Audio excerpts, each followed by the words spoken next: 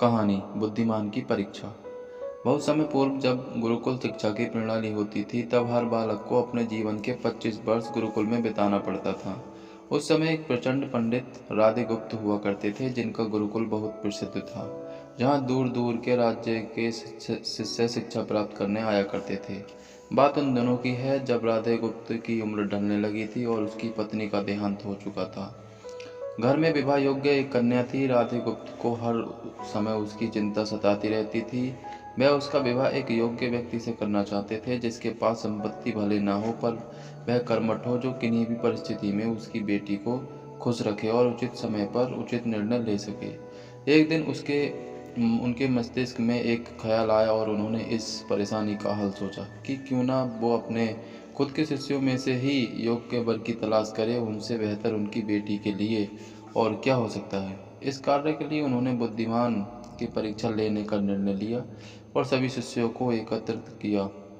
राधेगुप्त ने सभी से कहा कि वे एक परीक्षा आयोजित करना चाहते हैं, जिसमें सभी की बुद्धिमानी का परीक्षा होगा।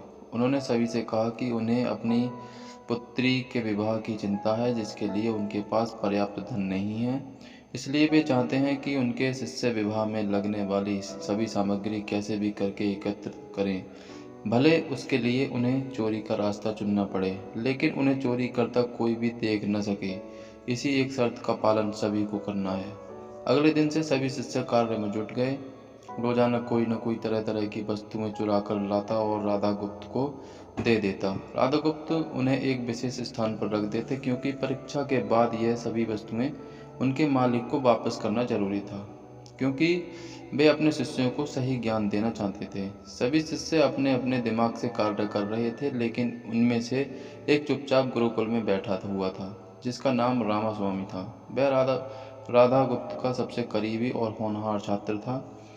उसे ऐसा बैठे देख राधागुप्त ने इसका कारण पूछा। तब राधा स्वामी ने बताया कि आपने परीक्षा की शर्त के रूप में कहा था कि चोरी करते वक्त इसे कोई न देख सके। इस प्रकार अगर हम अकेले में भी चोरी करते हैं, तब भी हमारी अंतरात्मा उसे देख रही है। हम खुद से उसे नहीं छिपा सकते। इसका अर्थ यही है कि चोरी करना व्यर्थ है।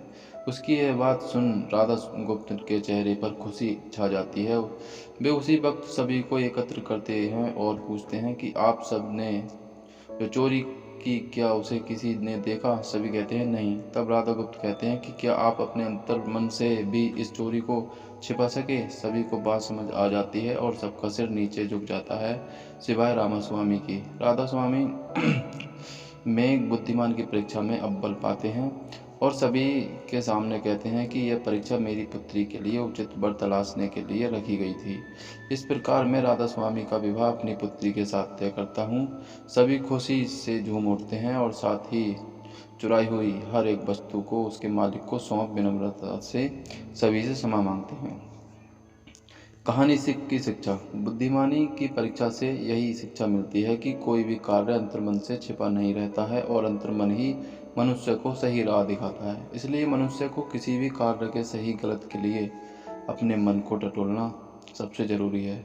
तो कैसी लगी यह कहानी हमें कमेंट में ज़रूर बताएं, और अगर आपने चैनल अभी तक सब्सक्राइब नहीं किया है तो सब्सक्राइब ज़रूर किए। तो तब तक के लिए नमस्कार दोस्तों।